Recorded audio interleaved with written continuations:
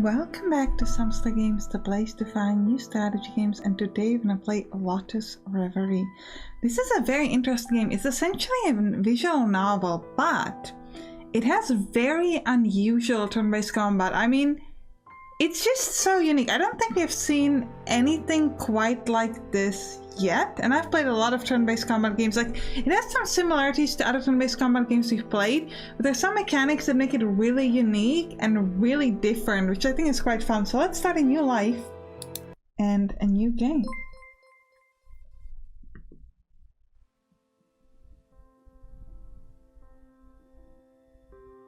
Can you see me? No, you can't. The flower withers and time is up. What flower? Do you still recognize my voice? No, I do not. Of course I'm scared. Wait, what? Who is scared? Of the unknown future, of losing you once again. Losing me? Do we know each other? Don't you feel it? Feel what? My heart, my soul, my life. Don't let them go. Let who go? And in exchange, I won't forget. Right, we're in a hospital. Nothing. You open your eyes. Small and annoying dots of light flood your vision. In their midst, a dark silhouette appears. A voice, hands. Your tracks writhe as your limbs stiffen and creak, settling into position, accompanied by intense bursts of pain. Ah! Little by little the suffering ebbs until all you can feel is the cold and dusty floor at your fingertips. It's so cold. You lift your gaze in a futile effort to identify the silhouette leaning over you. A scalpel falls from its hands, its lips curl into a soft smirk, brings its hands to its head, laughing more and more. Until all you can hear is a bellowing cackle. No, someone's trying to murder us. Can't believe it! Fits you like a glove! The girl jokes around, even teasing you despite her previous reluctance. Don't look at me like that, I'm just messing around. It's just too much of coincidence or luck, who knows? Or I dare say that this narrows your question regarding those two, but... well, we'll have plenty of time for that. Let's not get ahead of ourselves. She takes the liberty to approach you and reaches a hand out to adjust your clothes, stretching to reach your collar. Have a collar? What's so funny? I'm doing this because I can't leave those two alone. Never mind leaving them with you. Who two alone? The girl doesn't let you go, taking your robe back and forth even as she looks away. That's why you have to catch up first. I have to teach you how this world works, this new life. You have to learn how to fight. Alright, so we're gonna go to the tutorial. It's kind of interesting. A woman in white. That's why we came here after all. Short of breath, you follow the girl up the stairs, trying to match her wild pace. At last, both of you finally reach the door to the highest point of the castle. Your eyes take a second to adjust not only to the bright light, but also to the impressive view and her imposing figure. So many missing, and those remaining are stuck in this survival game. What else did they expect? We're nothing but pawns, but that's precisely why I have to survive. There's no other acceptable result. Everyone should be grateful and happy to be able to experience this moment. So many sad and whiny faces. I don't understand. How do they expect to win like that? The day of judgment has fallen upon all with equity. All those poor souls who cannot appreciate this opportunity to find meaning in their pitiful lives. May they drop dead and rot. So aggressive? Dead. On the floor lies a body. It has a humanoid shape but reptilian features, bulging eyes protruding from their sockets and a V-shaped mouth stretching from one cheek to the other like the macabre grin of a marionette. You're watching in silence as the body dissipates into small orbs of light when suddenly a black robe is thrown onto you, obscuring your view. By the time you shake it off, the creature is no more. And its killer, a person you cannot properly distinguish, captures you in its gaze for the briefest moment, before turning and leaving the room. A rope, a scalpel, a terrible migraine, the company of a stranger, and the instinct to stay alive. Let the games begin. Let's go! Do you want to play the battle minigame, or would you prefer to simply read the events as they unfold? So the way this thing is, you can choose to do battle mode or regular mode. We're gonna do the mixed mode because that allows us to do both. The outcome of the battle doesn't seem to affect like the story, so we're just gonna go to the mixed mode. All right. What? Do I have to teach you everything? Oh my, sure, let me take care of you. Okay. So I'm actually gonna walk you through this so you don't have to worry about everything. So, there are 2 tutorials. The first one makes it look like this game is kind of normal. With some unexpected stuff. The second one is gonna be exciting. But we're gonna go through the first one as well because there's a lot of stuff to explain. So, here we've got our character. Actually, here we have our character, and here we sort of gave it movement. So the game is split into tiles, as you can see over here. Now, the game consists of 2 phases, essentially a preparation phase and a ready phase. The game has turn-based combat, however it's synchronous, which means that the characters will all move at once. That's not the unique thing about this game. We have seen other turn-based synchronous games, I think it's how you say that properly. There are not many of them, but there are some. But that's not where the uniqueness of this game comes in. Now, the game, here you have your stamina, this is the blue bar, and your life, which is the red bar. Now, you can do 3 different things. You can do 4 things. You can attack, defend, use magic, or boost. Okay, 5 things, or meditate. We're gonna attack. So essentially what we're doing here is we're saying move there and attack with the scalpel, right? Fairly simple, normal thing, like a normal turn-based synchronous combat game. Fine, we'll move there, we'll attack, they attack us. All well, easy, right? Well, not exactly.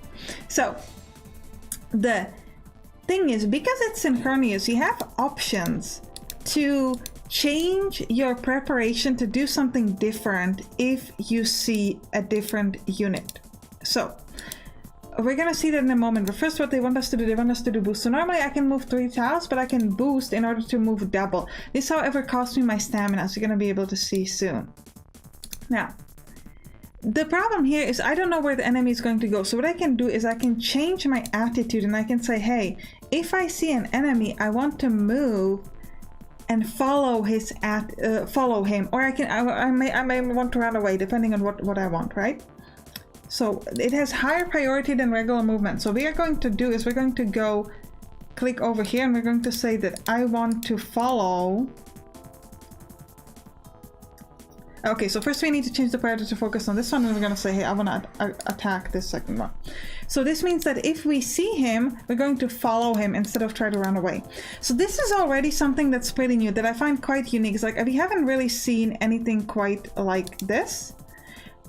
Because it's a really good idea. So essentially, I mean, it's a really unique idea, because it just, the fact that you can kind of change it, it's not really, it's almost feel like it's a bit of an auto battler, but it's not an auto battler. It's like you're giving almost like programming or something. It's a really interesting idea, I've got to say. Now, okay, now we still gotta defeat one more. Now, we have a couple ways to defeat stamina. So for example, you can meditate, but the problem is if they attack you, you're going to be defenseless. Alternatively, you can defend. If you defend, you will gain some of your stamina back and reduce the damage taken. Okay, so we're going to stay where we are and defend ourselves, but we're going to change the attitude to defensive, which means that if the enemy comes to me, instead of defending, we're going to run away. And because he's far enough, he won't be able to catch up to us. So see, he would have hit us, but we're saying, okay, we'll run away. So we actually moved away, and we regained the stamina from the defense. Okay. Now we can now leave, or we can finish the enemy. And now you can also boost and defend yourself. However, the thing is that the universe explodes. No, it doesn't explode. Boosted defense will consume stamina, but it improves your defense even more, and you will reduce the enemy stamina when they attack you, but only if they attack you. If they don't, you essentially wasted the stamina for no reason. So I'm actually going to want to attack, so I'm going to change this to aggressive, and I want to attack them with the scalpel, and I'm going to hit ready. Means I'm gonna follow them, or actually they come to me, so I don't even need to follow them. Okay, I can kill them in F1. And now I'm going to go towards the stairs and leave. Or the elevator, doesn't really matter. Okay. So we'll go towards... I think the stairs is fine. You know, okay, we have to go this way. Okay, my apologies. I wasn't sure, I was like, maybe we can go that way, but... Just gonna keep walking. I should actually boost myself so I can get there in one turn. But you can see that this is already quite different. And we haven't even gone through magic yet. Now, this by itself I would say would qualify this game as a unique combat game, but this is not the only thing that makes this game unique. You're gonna see it in the next tutorial, because this already is like quite new. But the next feature we're gonna have is like, whew, okay. We're gonna see in a moment. You stumble into a dimly lit hallway. Broken laughter echoes through the hall from unknowns being lurking in the shadows. Do not hesitate. Attack as soon as they come after you. You're stronger than all of them. The being your companion killed was not alone. Dozens of these creatures are trying to take your life, and the scalpel in your hand is the only tool you have to protect yourself. You act on pure reflex as they lunge towards you. As the shadows streak towards your feet, you leap up off the ground. Time seems to slow down as you twist your body in midair until you sink the scalpel into the napes of their necks.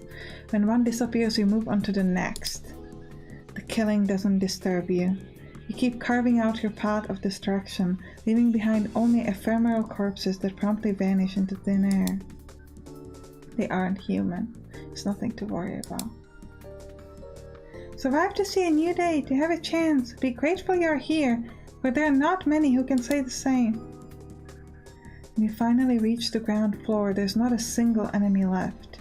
You suck in deep breaths to refill your lungs. You could even say that you're proud of your feat just now. Now all you have to do is leave this place. But when there's nothing remaining but a straight shot to the exit, that pride fades away.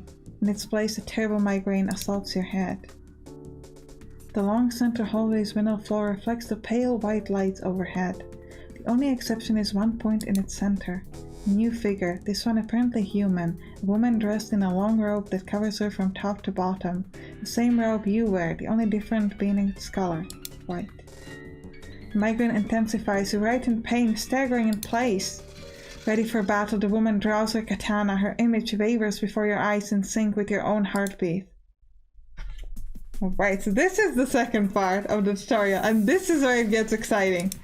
Because you fight with a partner, but you share the same HP. And it's it's really crazy, because you get to control them both, but you have the same HP. So if they hit one of you, it can get really dangerous, and only one of you has magic. So it's really interesting. So this is really cool. Now you have magical abilities. You have multiple magical abilities, but they all cost a lot of stamina, so you gotta be careful about using them. You have advancement, which will increase your attack and defense for next turn. You have shock, which will paralyze you and the enemy for one turn. So you might ask, when is that useful? Well, because you're playing with two characters, what you can do is you can move your magical character with the enemy and paralyze, and then you'll use your other characters to kind of hit the enemy, ideally with the boost. Yeah, it's really cool. If there are multiple enemies, you can paralyze them with boost if you have that. But otherwise you can just play, yeah, you can just do it with one of them. And grenade is interesting. Grenade you can be used if you're 1 or 2 tiles away from the enemy, but it won't work against enemies on the same tile. So if you know where an enemy will be, you want to stay a couple tiles away, close to them, and done. But you gotta keep it as a long distance, and it only works in a straight line. So you can be aggressive, because then you would move to the same tile, so you have to be evading the enemy. And they'll follow you, and then you can use the ability. An important thing is that magic will consume your stamina even if it's not successful.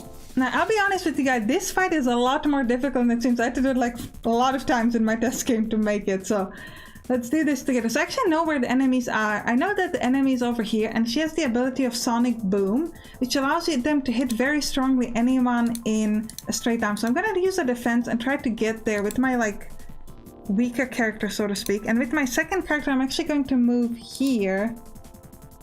Actually, without a boost, I'm only going to move down here so that she won't hit me. 1, 2, 3. Actually, I can't. The problem is that with this character, I do need to use the boost.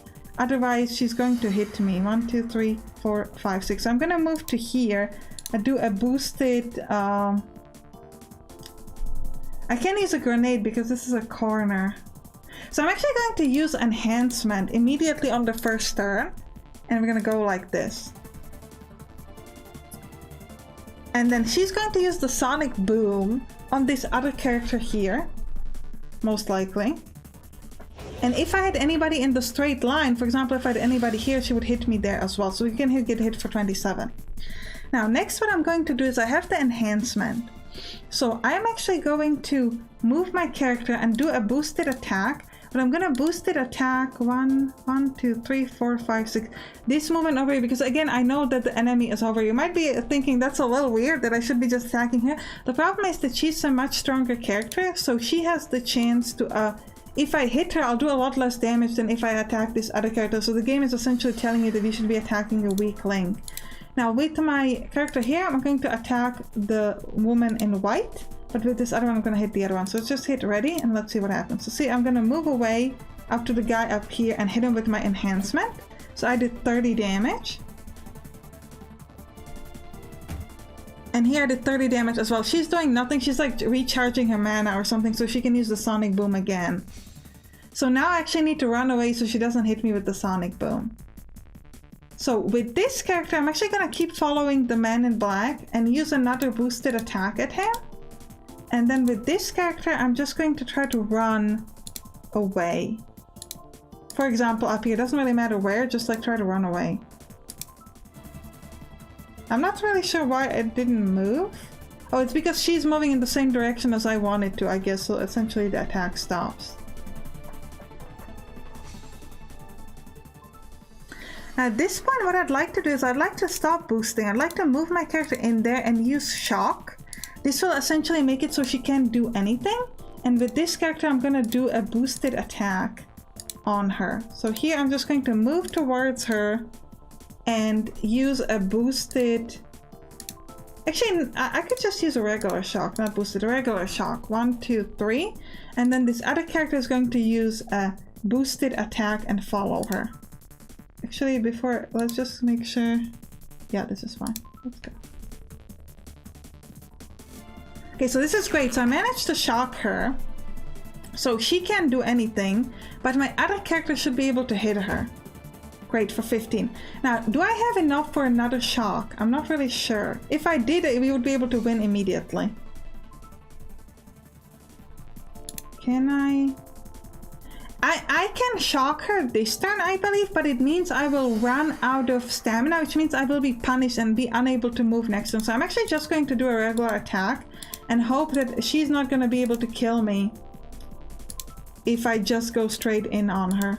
Because, yeah, we have a lot of HP, we should be fine. Okay, she hits me for 24, I hit her for 5. Is that enough to kill it? Oh, I didn't hit the other guy for anything. But I think they're dead. Yes! But it might seem easy, but it only seemed easy because I knew where they're going to be, because I played this before. It's a lot more difficult if you don't, like, I've got to say, like, the difficulty of this combat is super hard, especially considering that this is just the tutorial. But I guess that's why you have the option of just going to the novel mode if you're not interested in the story. Regardless, I actually think this might be a good time to end the episode. I hope you enjoyed it. If you did, write down in the comments, and you can click on the right to watch some other games that we play on this channel. I'll see you there. Bye bye!